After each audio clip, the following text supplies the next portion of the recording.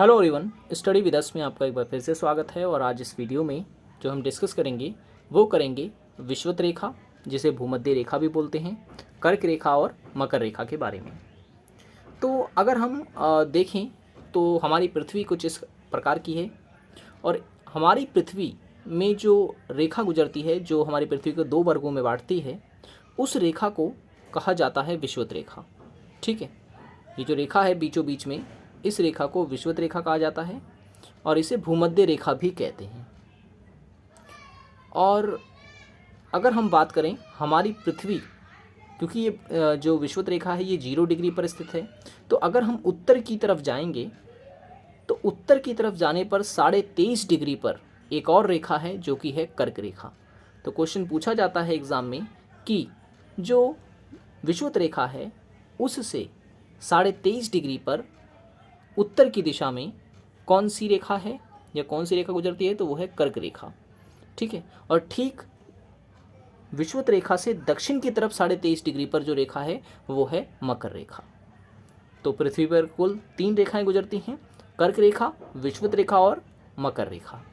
तो हम कह सकते हैं कि भूमध्य रेखा जो है, यानी ये जो बीच की रेखा है, ये हमारी पृथ्वी को 2 भागों में बांटती है, उत्तरी गोलार्ध और दक्षिणी गोलार्ध। ये ऊपर का हिस्सा उत्तरी गोलार्ध है और नीचे का हिस्सा दक्षिणी गोलार्ध है।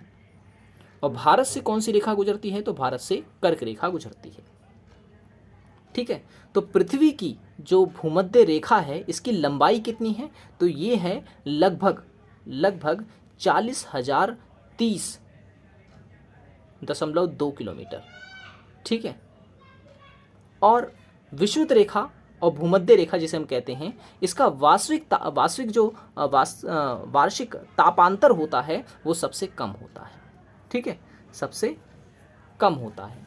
और भी कुछ महत्वपूर्ण चीज़ें हैं। अच्छा, क्वेश्चन जो एग्जाम में पूछे जाते हैं वो पूछे जाते हैं कि कितने महाद्वीपों से गुजरती है, कितने देशों से गुजरती हैं ये रेखाएं, वो मैं अभी आपको आगे बताने वाला हूँ। तो अगर हम बात करें विषुवत रेखा की, तो उत्तरी ध्रुव और दक्षिणी ध्रुव के मध्य, अर्थात दोनों ध्रुवों को समान दूरी पर खींची गई जो काल्पनिक रेखा है वो विषुवत रेखा है। ठीक है, और ऐसा कौन सा महाद्वीप है जिससे तीनों ही रेखा गुजरती है, तीनों ही रेखा गुजरती है, यानी कि कर्क रेखा भी, मकर रेखा भी और विषुवत रेखा भी। तो याद रखना है आपको, अफ्रीका महाद्वीप एकमात्र ऐसा महाद्वीप है जिस पर तीनों रेखाएं गुजरती हैं। और भूमध्य और मकर रेखा जो गुजरती है तो वो है दक्षिण अमेरिकी महाद्वीप, यानी दक्षिणी अमेरिका महाद्वीप जो है वहाँ पर 2 रेखाएं गुजरती हैं, भूमध्य रेखा और मकर रेखा। ये तो मैंने आपको बता दिया कि उत्तरी गोलार्ध में 23.5 डिग्री पर जाने पर जो है उत्तरी अक्षांश रेखा होती है जिसे कर्क रेखा कहा जाता है। और कर्क रेखा सूर्य के ठीक सामने होती है, अर्थात इस तिथि को सूर्य कर्क रेखा पर लंबवत चमकता है। कब, तो याद रखना है आपको 21 जून को। ये भी एग्जाम में पूछा जाता है। अब कर्क रेखा से कौन कौन से विश्व के देश हैं जो कर्क रेखा पर आते हैं। ठीक है, कर्क रेखा पर आते हैं, तो वो है हवाई द्वीप अमेरिका का, बहमास, ठीक है, मारितानिया, अल्जीरिया, लीबिया, मिस्र, भारत, म्यांमार, ओमान, मेक्सिको, माली, नाइजर, चाड, सऊदी अरब, संयुक्त अरब अमीरात, बांग्लादेश, चीन।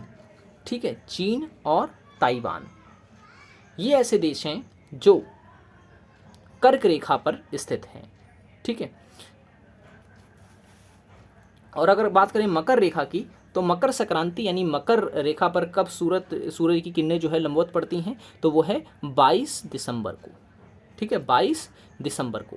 तो मकर रेखा अभी मैंने आपको बताया कि दक्षिणी गोलार्ध में 23.5 डिग्री पर जाने पर जो दक्षिणी अक्षांश रेखा है उसे ही मकर रेखा कहा जाता है, इंग्लिश में जिसे हम कहते हैं ट्रॉपिक ऑफ कैप्रिकॉर्न। ठीक है, ये भी मैंने आपको बता दिया कि सूर्य की किरणें मकर रेखा पर जो है लंबवत कब चमकती हैं, तो 21 से 22 दिसंबर को, 21 और 22 दिसंबर को। ठीक है, और इसी दौरान दक्षिणी गोलार्ध में जो है निम्न वायुदाब अर्थात वाला क्षेत्र होता है, कौन सा, तो ग्रीष्म ऋतु में। ठीक है, और उत्तरी गोलार्ध में उच्च वायुदाब वाला शीत ऋतु होती है, क्योंकि कर्क रेखा पर सूर्य की किरणें कब कैसी पड़ती हैं, तो वो पड़ती हैं, तिरछी पड़ती हैं। ठीक है। अब कुछ और इम्पोर्टेंट फैक्ट्स जो कि एग्जाम में पूछे जाते हैं, मकर रेखा से कौन कौन से देश है जो मकर रेखा पर स्थित हैं, ठीक है। तो वो है ब्राज़ील, पराग्वे, ठीक है, अर्जेंटीना, चिली, फ्रेंच पोलोनेशिया जो कि फ्रांस में है, बोत्सवाना, ऑस्ट्रेलिया, माडागास्कर, मोजाम्बिक, दक्षिण अफ्रीका, टोगा, नाम्बिया आदि, ठीक है। आदि नहीं, मतलब यही देश हैं जहाँ से जो है मकर रेखा गुजरती है।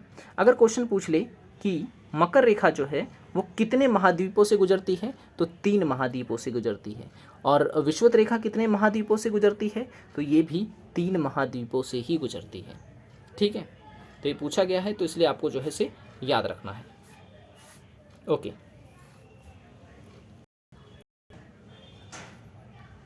अच्छा, विषुवत रेखा पर सदैव दिन और रात जो है वो बराबर होता है, क्योंकि यहाँ प्रकाश जो है वो वृत्त बांटता है, ठीक है, वृत्त पड़ता है, दोनों भाग बराबर भागों में यहाँ पर प्रकाश पड़ता है।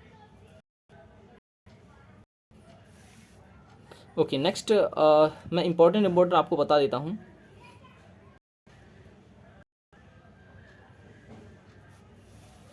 जो मैं पहले बता चुका हूँ पृथ्वी वाले चैप्टर में, वो मैं आपको रिपीट नहीं कर रहा हूँ, ठीक है। अच्छा, ये चीज़ भी आपको याद रख लेनी है इसमें कि भूमध्य रेखा पर स्थित कौन कौन से देश हैं, ये एग्जाम में भी काफ़ी पूछे गए हैं। तो अगर आपसे पूछे कि कितने महाद्वीपों से विषुवत रेखा गुजरती है, तो 3, जैसा कि मैंने आपको बताया।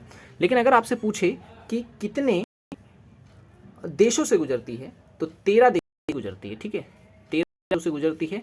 13 देशों के नाम जो है यहाँ पे लिखे हुए हैं, जैसे कि पहला है इक्वेडोर, दूसरा कोलंबिया, ब्राज़ील, गिबॉन, कॉन्गो, ठीक है, कॉन्गो गणराज्य और कॉन्गो लोकतांत्रिक गणराज्य, Uganda, Kenya, Somalia, Maldives, Indonesia, Kiribati, Sao Tome और प्रिंसिप, ठीक है। अब यहाँ से क्वेश्चन पूछ लेगा कि एशिया के ऐसे कौन से देश हैं, एशिया के ऐसे कौन से देश हैं जहाँ पर जो है विषुवत रेखा गुजरती है। एशिया में मालदीव, ठीक है, मालदीव, इंडोनेशिया और किरीवती, ठीक है, ये 3 ऐसे देश जहाँ जो कि एशिया हैं और यहाँ से जो है विषुवत रेखा गुजरती है। और अगर आपसे पूछे कि दक्षिण अमेरिका कौन कौन से, तो दक्षिण अमेरिका के भी 3 देश हैं, इक्वेडोर, कोलंबिया और ब्राज़ील, ठीक है। ये 3 देश जो वो हो गए कहाँ के, दक्षिण अमेरिका के, और ये सारे के सारे देश हैं अफ्रीका के, ठीक है। तो ये आपको याद रख लेना है, ये भी एग्जाम में जो है काफ़ी रिपीटेड है, बार बार पूछा जाता है। सो आज की वीडियो पे इतना ही। आई होप ये वीडियो आपको पसंद आया होगा। पसंद आया हो तो लें, सब्सक्राइब नहीं किया तो ज़रूर कर लें, ताकि ऐसी वीडियोज़ की नोटिफिकेशन आपको मिलते रहे। मिलेंगे वीडियो में। Thanks for watching this video.